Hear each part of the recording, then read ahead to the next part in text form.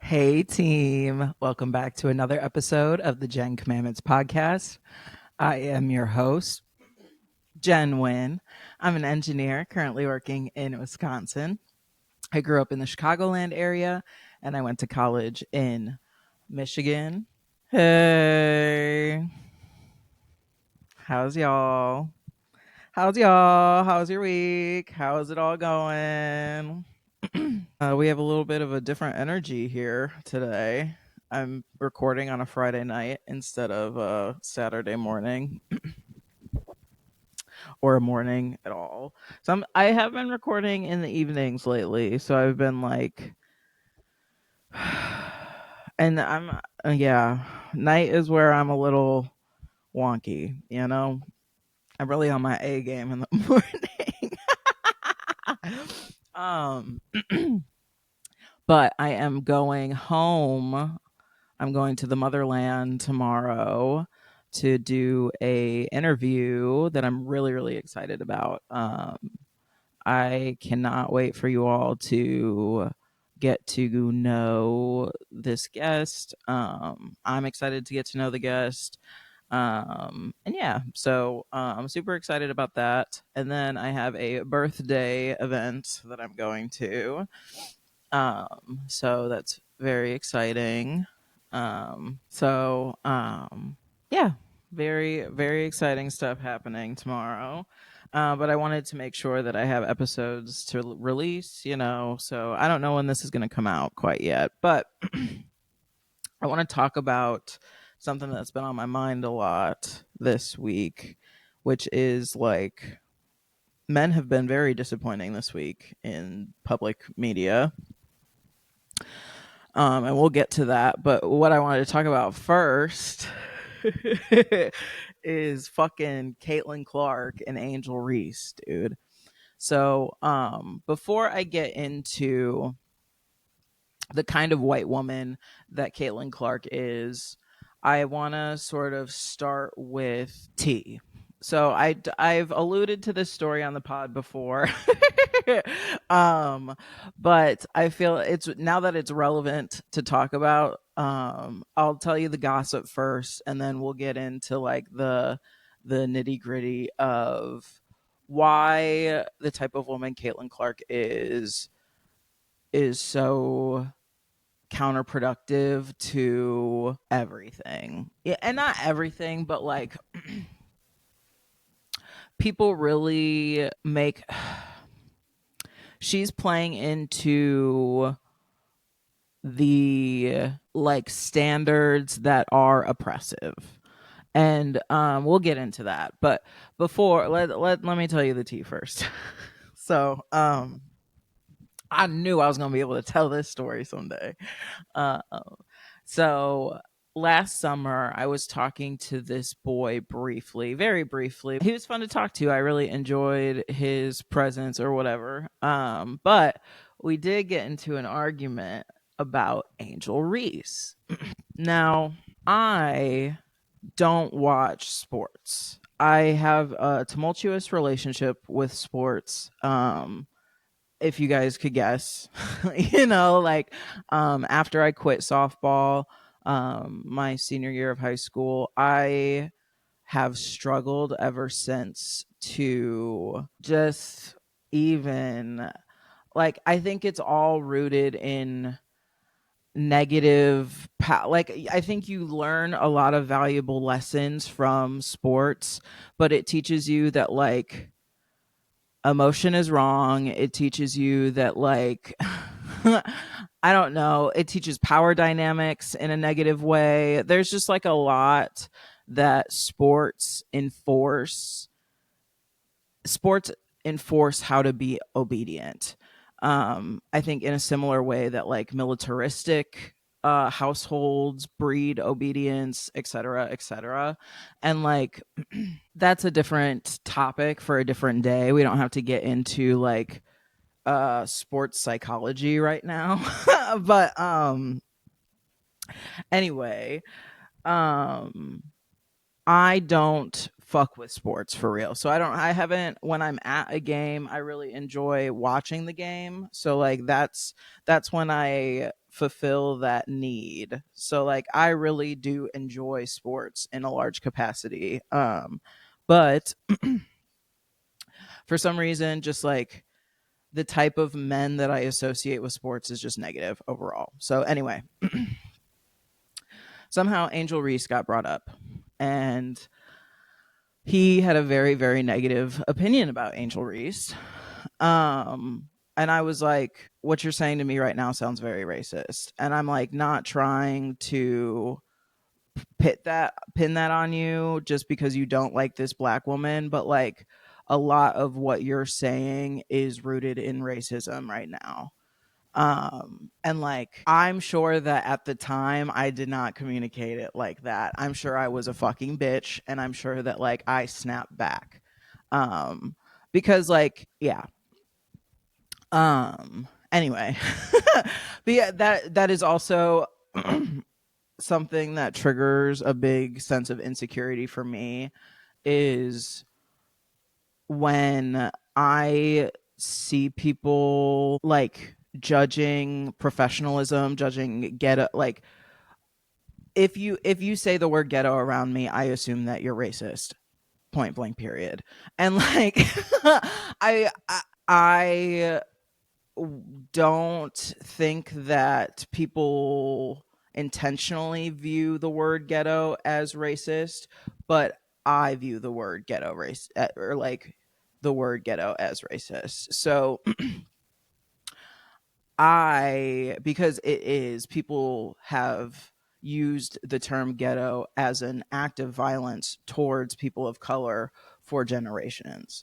And so it's not something that I like, that is in my everyday vernacular. And like I have done whatever work necessary to take it out of my everyday like vocabulary. But like anyway, so we got into an argument about Angel Reese, and I stopped talking to him over it. Like I mid argument stopped. I unfriended him. I blocked him on every social media platform, and I was like, you won the argument. Are you happy now? Like, and then this is how fucking crazy I am, dude. And then 2 weeks later, when I was well equipped to have the conversation in a way that I was ready for, in a way that was productive and not me just being like, you're a racist piece of shit. I was like, hey, this was enough for me to unfriend you because it shows red flags of this, this, and this.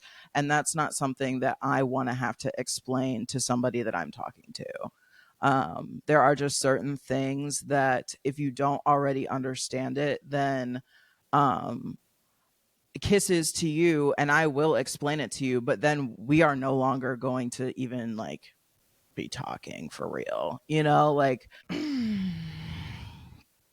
so Angel Reese, I will stop talking to people over Angel Reese. I will stop talking to people about how they talk about Meg the Stallion.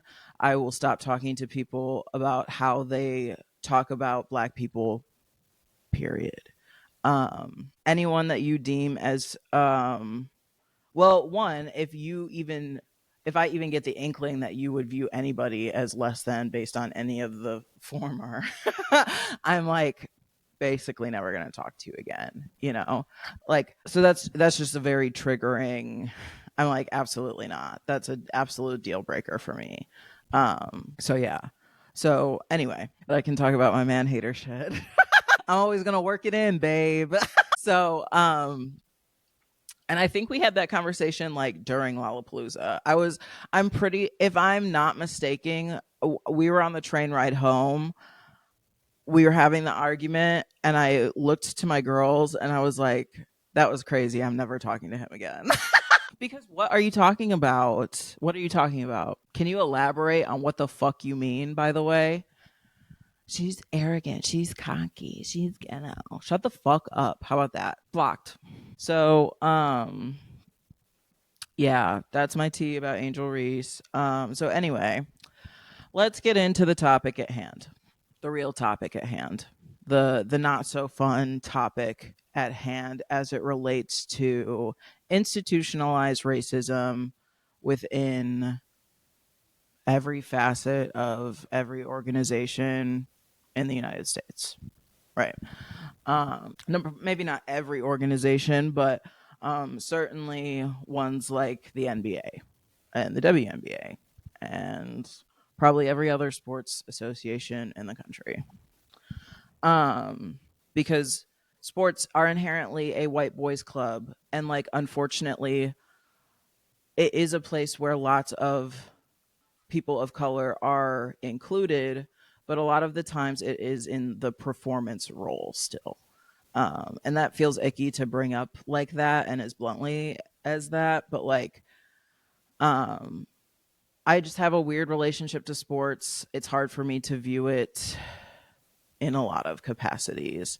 I just think sports is just so deeply rooted in so many oppressive ideologies, and I know that like it's not that serious, but it like it is though. You know, like I hate to be the woke friend about it. It's just so like anyway.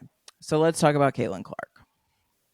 Now, Caitlin Clark, I've always had a lot of apprehension to publicly cheer on Caitlin Clark. And here's why. I see a lot of myself, who I was in high school, in her. I think that she grew up with a very specific ideology about what the right way is. She grew up in, I think I did a little bit of research about her. It's just from Wikipedia, but it says she was born in Des Moines, Iowa. And so let's talk about Iowa as a whole. Okay. I've only been to Iowa, I want to say 3 or 4 times. So maybe I've spent a lot of time in Iowa for the average person. Uh, um, there's some kooky people in Iowa, one, but all those kooky people, they Caucasian as fuck. They are white as hell. And so Miss Caitlin Clark is, I think, let me do some more research. So in sixth grade, she joined an All Iowa Attack, an amateur athletic union (AAU) basketball program based in Ames, Iowa, and played for teams in the program until graduating from high school. So in theory, she was playing in leagues that should have diversity, right? Because like I'm trying to I'm not trying to make excuses for Caitlin Clark, definitely. But I'm also trying to understand for real where she comes from, because I as we mentioned a little bit last week, as I've been unpacking some of my harshness towards my peers in college, like I've been unpacking like just how judgmental I was to people my freshman year. I look back on my freshman year and I was like wildly depressed. I was dating someone from home, didn't like, so I wasn't integrating myself into either culture, whether it be like home culture or college culture. So I just like felt in a constant state of transition. It was just like a very weird time. And all of the Michigan folk that I had met, I did not fit in with. Many of them were like from farm towns and like literally had never seen more than a black person. And it was like the black person that they knew, you know? So like there was a lot of shit that they just like white folk left to their own autonomy be saying and doing some wild shit, dude. Like because look who raised them. And like that's no judgment. That like um it is a little judgment, I'll be honest. Um, but I know that I have unlearning and shit to do too. So like, it's not a righteous judgment, I guess. Like, so basketball is a very historically black sport, right? And so I'm trying to think of it as like, if she grew up in Iowa and she only grew up playing around white folk, maybe that like can give her some grace, but that's the only grace that I think that she's allowed during this whole conversation. So this is probably the nicest I'll be in relation to the topic of Caitlin Clark. And so what I mean by I saw a lot of myself in her is I had a lot of those, whether they be implicit or explicit biases as it relates to how you're supposed to behave as a person, whether that be from being taught from church, whether that be being taught by parents who were brought up by either wealthy people who were racist or farm people and grew up in farm areas. I don't know. I think there's a lot that we all as a society can, or like as white folk, not as a society, can unpack as it relates to Caitlin Clark and ourselves. Right.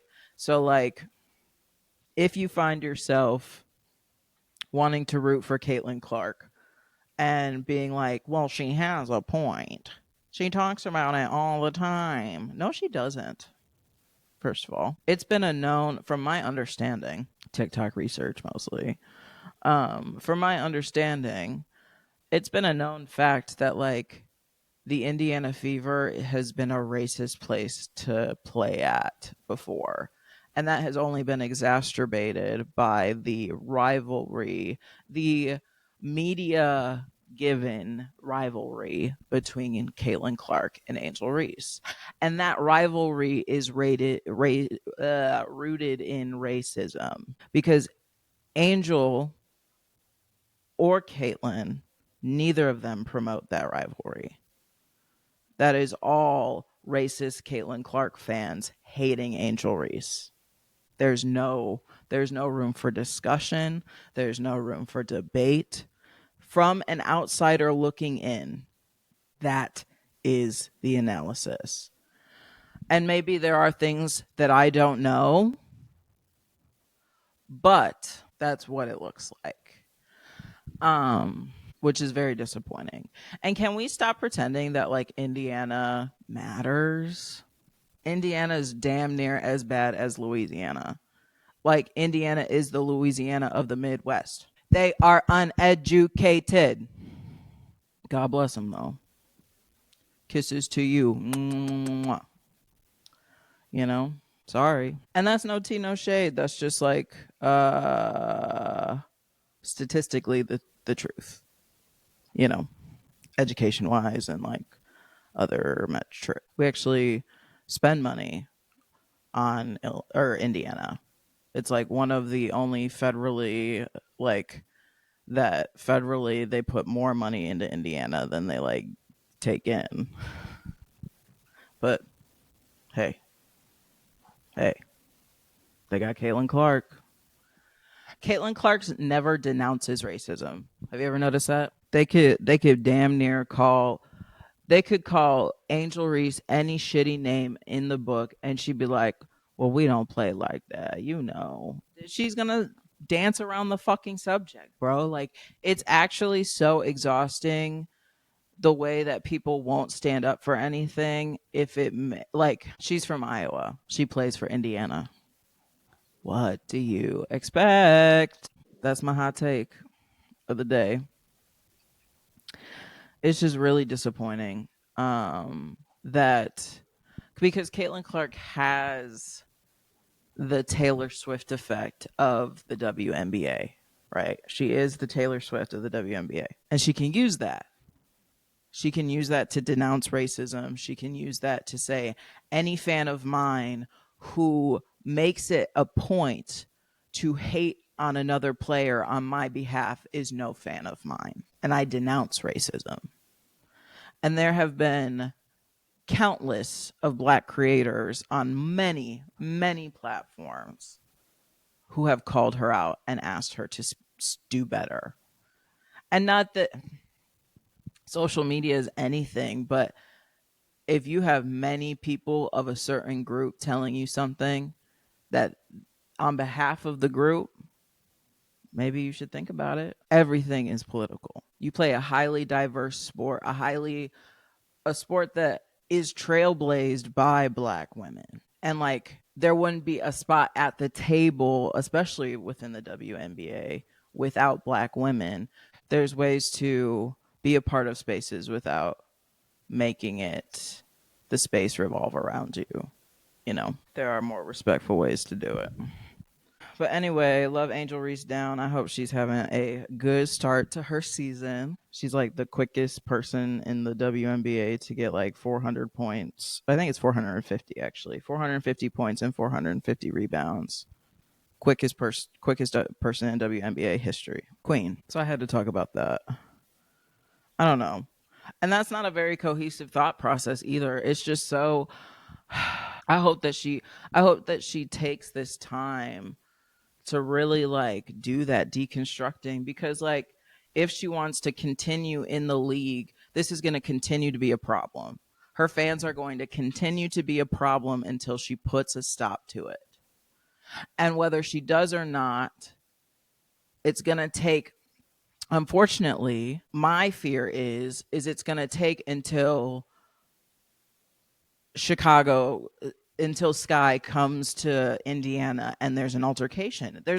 Like they won't do something until somebody's put in danger, probably. And then finally, Caitlyn's going to come out with some PR written bullshit that's like, of course we denounce this. Babe, you have been witnessing this racism since you all were playing in college. It's been noticeable since you guys were in college. It's disappointing. These white women, they have platforms to be feminists for real, to be like, they have platforms to be saying shit that needs to be said, and especially in a time like now. But that should let you know everything you need to know about where they stand. They've been in those spaces for years. If they wanted to become a part of the collective of like joining each other, being teammates for real, you know, she had plenty of time to do that. But instead, she's, making the space about her. And that's fine. It's fine to shine. It's okay to shine, but there's a way to like not demand everyone to conform to what your ideal of the league and like what the future of whatever you think the WNBA should be is. Like it's a very weird. Who made her the spokesperson, bro? Like it's weird. That's all. She's just a human. Take her off that pedestal, you know? Take any person you have on a pedestal off of it immediately, So, yeah, how y'all like the new wall? It's freer. It's more open. There's room for expansion and there's room for changes. It doesn't feel so final and stagnant. That's the vibe I'm really aiming for, I've been making a lot of breakthroughs. Did any of that shit that I just said make sense? I'm sorry if that was just like an angry rant. It's been on my mind a lot just cuz it's so like, I'm really grateful that my time spent in college wasn't spent reinforcing and was instead spent unlearning. Because I'm like, oh, that's how I would be navigating in the world. I would be, yeah. And like, not only is it exhausting to be Caitlin Clark, it's exhausting to be around a person like Caitlin Clark. It's both. I promise. You know. So if you understand any of the shit I'm talking about right now, unpack that. you know. So, yeah. I don't know. Love Angel Reese down. Love Meg the Stallion down. We could get into men being disappointing. Obviously, there's the P. Diddy trial that's happening. Cassie's pregnant. And there's a lot of discourse about that online. And that's hard to see. It's hard to see people like defending someone who like many people feel like, how many people does it take for somebody to be like, oh, that's a bad person? Because like somebody brought this up. I don't know what media I was consuming, honestly. I don't know if it was a YouTube video. Oh, there's a boat. I don't know if it was like a TikTok. I don't know. But somebody said something to the effect of like, Diddy is the come here. Diddy is the prime example that so long as you're rich, you don't have to be a good person as a man. It's not a requirement. And so many men know that, of like, if I have enough money, I don't have to be a good person. Um and that is largely true for men. Like um it's changing, and that's part of the issue that's like happening right now in society, is like, for the first time ever, um women aren't being used as objects of trade, so like, whether that be I marry you so you take care of me forever, whether that be a personal contract like for the woman, or whether that be like arranged marriages, as like for real, like our our two families are rich or whatever, and we want to continue that wealth together. Like, wealthy people be doing shit that you don't think about. Well, wealthy people don't, this is still very much a thing that happens, like, I think like a Hilton married a, they're all doing incestuous shit over there, like, I think, what was I even fucking taught? How did I get there?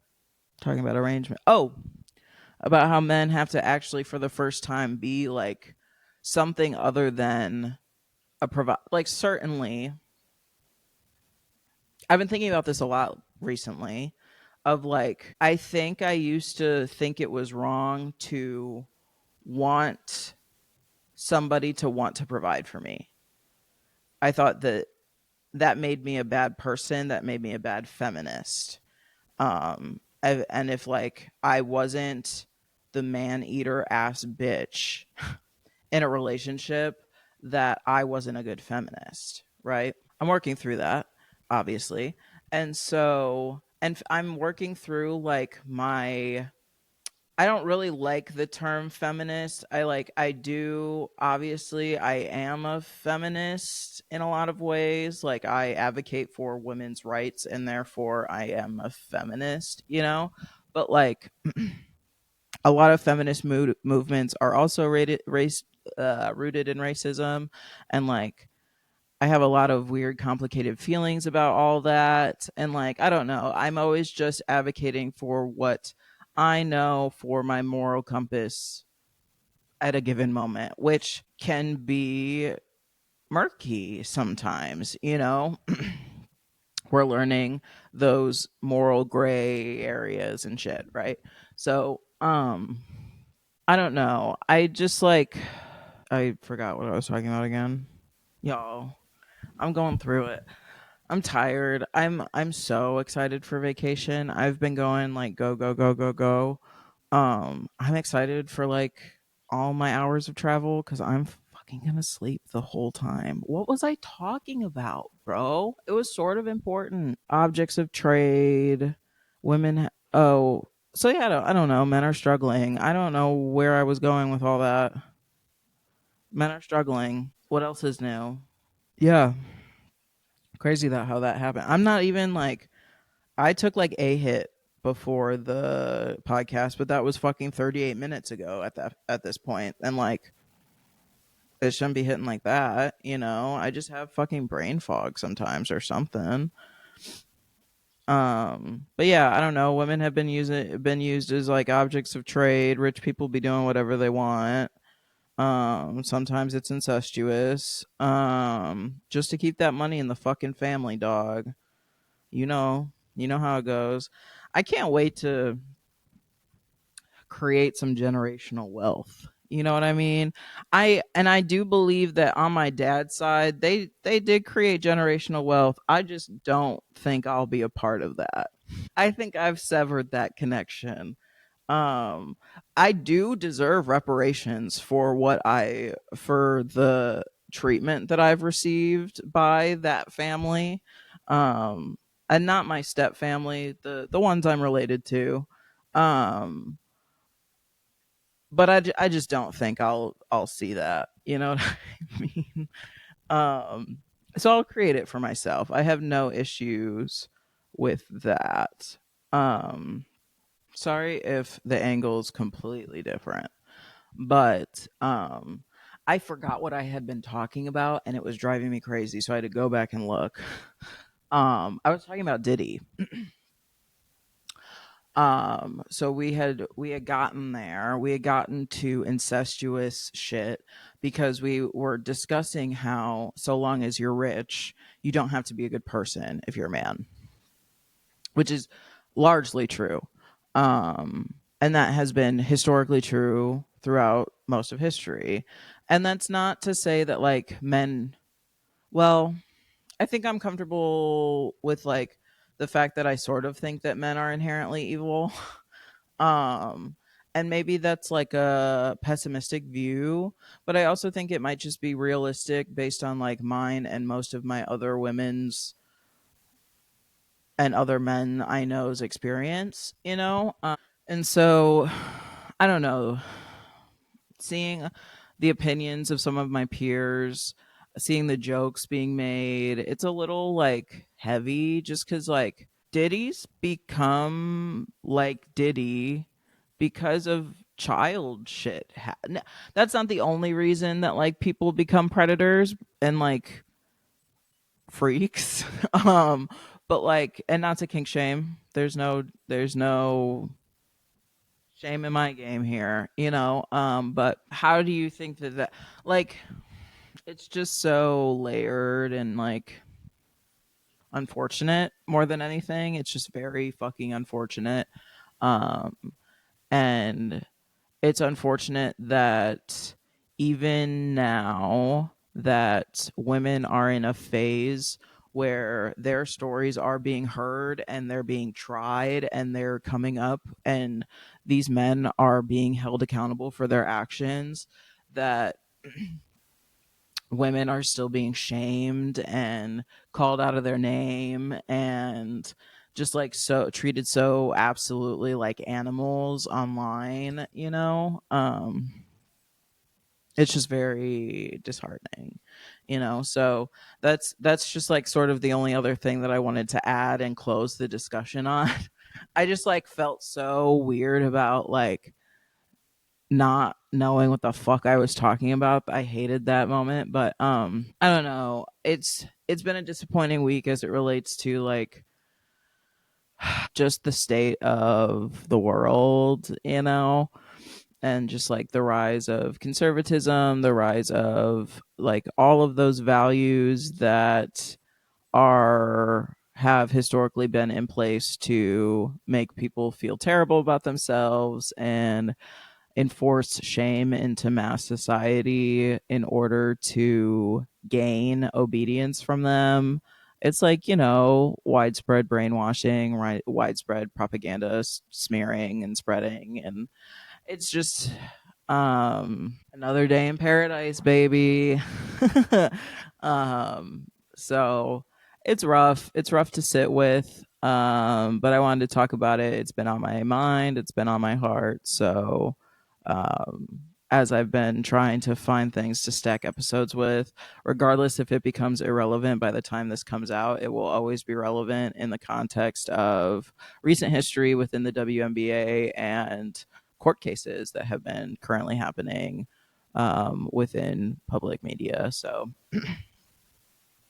I don't know. It's a rough time to try to be in the space to try to figure out how to advocate for women um, in a space that is so clearly not welcoming to them, or people of color, specifically black people, specifically black women. And so it's rough. It's real rough. So and there's other shit too, like I saw the Young Thug. I saw this right before I started recording. Young Thug tweeted out that like Kid Cudi was a like snitch or some shit because Kid Cudi has testified. I think Kid Cudi's like the first man that's testified against Diddy officially in court. I know that like 50 Cent has been very vocal about not liking Diddy for a long time. But I'm not sure if he has gone to court about it yet, especially for the federal RICO trial. So we'll see. Fucking crazy shit happening. And I really another disappointing thing that a man did. Oh my god. So Haley Bieber got the cover of Vogue and Justin Bieber posted this fucking I am so Justin Bieber coded, so like I'm not here trying to like talk hella shit about Justin Bieber, but like Justin Bieber is going through a big crash out, right? He's going through a crash out in a big way right now. Homie is not doing well. I wish him the best, but he was basically like, I used to hate my bitch ass wife and I used to call her on that shit too. We better now though. And like, listen, that's tea. If y'all are better in your relationship now, things are better between y'all have figured out your community. This is a common issue amongst people in relationships. Like that's a very common problem. And if you're working through that, that's great. Does it have to be the IG caption? So yeah. But that's so me coded anyway. Like I'm gonna spam my fucking Instagram story with 10 million things that might be relevant or they might not be. So I get Justin Bieber. That's twin. Hey twin. Me if I ever met Justin Bieber. Hey twin. Yeah, that's it. I'm excited. I don't know if this comes out before or after the guest, but super stoked. And yeah, that's all. I love y'all. Clean your face, wash your hands, drink some water, do hood rat shit with your friends. It's summer. Okay, love you. Bye.